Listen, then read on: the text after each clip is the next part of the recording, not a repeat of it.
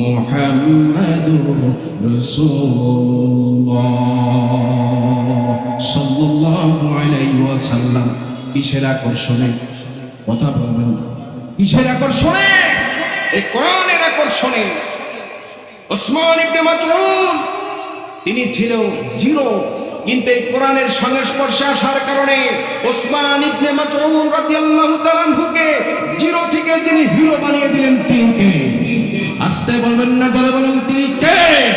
সুতরাং এই কোরআনের সংস্পর্শে আসে, কোরআনকে মহব্বত করলে, ভালোবাসলে আল্লাহ রাব্বুল আলামিন তার সম্মান মর্যাদা আকাশচুম্বী করে দেয়।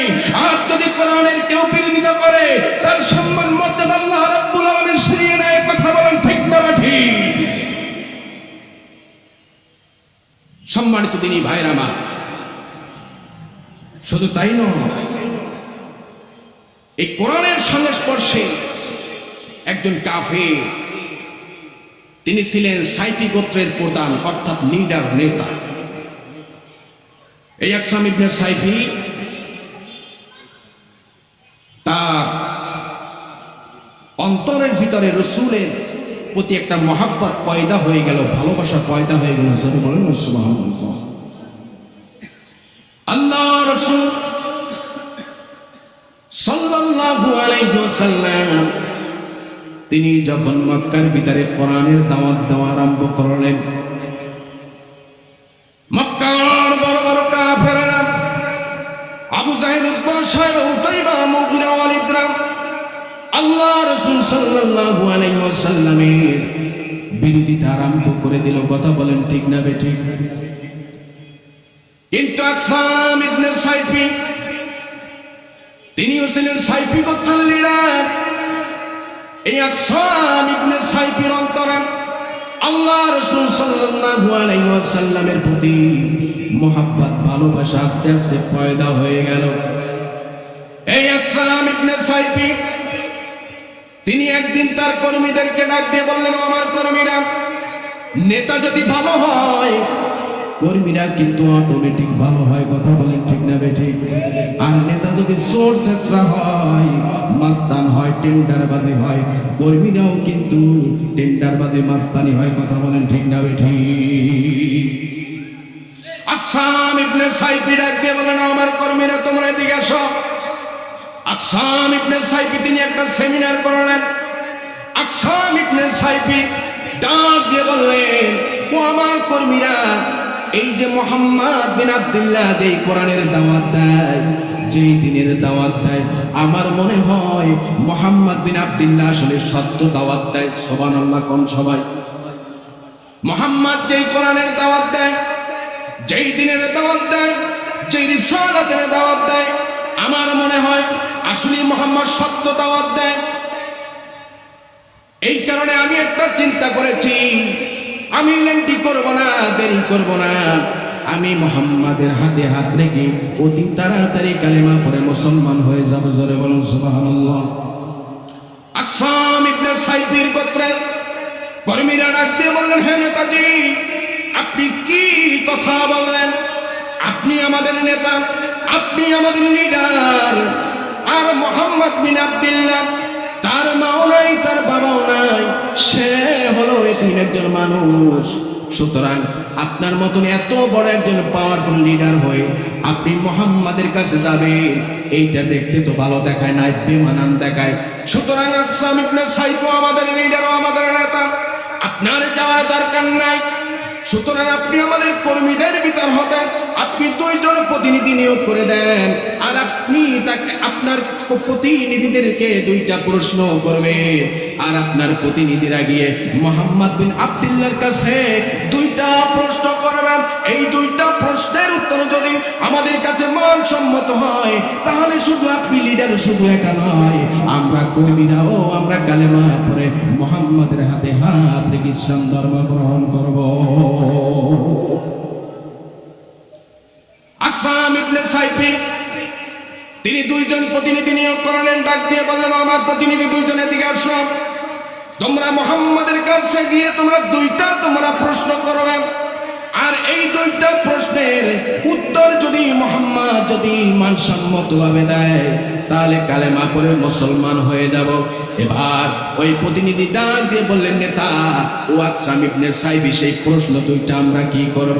এবার আকসাম ইবনে সাইবি ডাক দিয়ে বললেন, তোমরা মুহাম্মাদের কাছে গিয়ে তোমরা এক নম্বর প্রশ্ন করবা, মান আনতা, আপনি কে? আর দ্বিতীয় নাম্বার প্রশ্ন করবা, ওমান্তা, আপনি কি জন্য এসেছেন? আপনার মিশনটা কি? আপনি কি এই দুনিয়ার জমিনে আপনি কি চেয়ার দখলের জন্য এসেছেন, নাকি টাকা পয়সা ইনকাম করার জন্য এসেছেন? কোন মিশনের জন্য আপনি এসেছেন? এই দুইটা প্রশ্ন গিয়ে মুহাম্মাদের কাছে গিয়ে করবা। আর এই মুহাম্মদ যদি এই দুইটা প্রশ্নের উত্তর যদি মানসম্মত ভাবে দেয় তাহলে আমরা সবাই কালেমা পড়ে মুসলমান হয়ে যাব। জোরে বলো আল্লাহু আকবার। সম্মানিত দিনী ভাইরা আমার, আকসাম ইবনে সাইবির দুইজন প্রতিনিধি চলে গেলেন আল্লাহর রাসূল সাল্লাল্লাহু আলাইহি সাল্লামের কাছে। গিয়ে ডাক দিয়ে বলেন, ইয়া রাসূলুল্লাহ, ইয়া হাবিবাল্লাহ, হে আব্দুল্লাহর বেটা মুহাম্মদ, আমরা আপনার কাছে এসেছি। আমরা আকসাম ইবনে সাইবির দুইজন প্রতিনিধি আপনার কাছে দুইটা আমরা প্রশ্ন করব। এই দুইটা প্রশ্নের উত্তর যদি আপনি মানসম্মতভাবে দেন তাহলে আমরা সবাই আপনার হাতে হাত রেখে কালেমা পড়ে মুসলমান হয়ে যাব। জোরে বলুন আল্লাহু আকবার। এবার আকসাম ইবনে সাইবির দুইজন প্রতিনিধি আল্লাহ রাসূল সাল্লাল্লাহু আলাইহি ওয়াসাল্লামের কাছে চলে গেলেন। আল্লাহ রাসূল সাল্লাল্লাহু আলাইহি ওয়াসাল্লাম ডাক দিয়ে বললেন, ও আকসাম ইবনে সাইবির প্রতিনিধিরা, তোমরা প্রথম যে প্রশ্নটা আমাকে করবে সেই প্রশ্নটা কি? এবার আকসাম ইবনে সাইবির এই দুইজন প্রতিনিধি ডাক দিয়ে বলেন, হে মুহাম্মদ, জোরে বলুন সাল্লাল্লাহু আলাইহি ওয়াসাল্লাম, হে মুহাম্মদ, আমাদের এক নম্বর প্রশ্ন হলো মান আনতা, আপনি কে? আল্লাহ রাসূল সাল্লাল্লাহু আলাইহি ওয়াসাল্লাম কত সুন্দর চমৎকার করে তিনি উত্তরটা দিলেন, আনা মুহাম্মদ ইবনে আব্দুল্লাহ, আমি মুহাম্মদ ইবনে আব্দুল্লাহ। এই প্রশ্নের জবাব যখন শুনলাম আকসাম ইবনে সাইবির দুইজন প্রতিনিধির মাথাটা আস্তে করে নিচু হয়ে গেল। আল্লাহু আকবার। তার কারণ হলো আল্লাহ রাসূল সাল্লাল্লাহু আলাইহি ওয়াসাল্লামকে যে প্রশ্ন করেছে, মক্কার সবথেকে বড় বংশের নাম কি? কুরাইশ বংশ।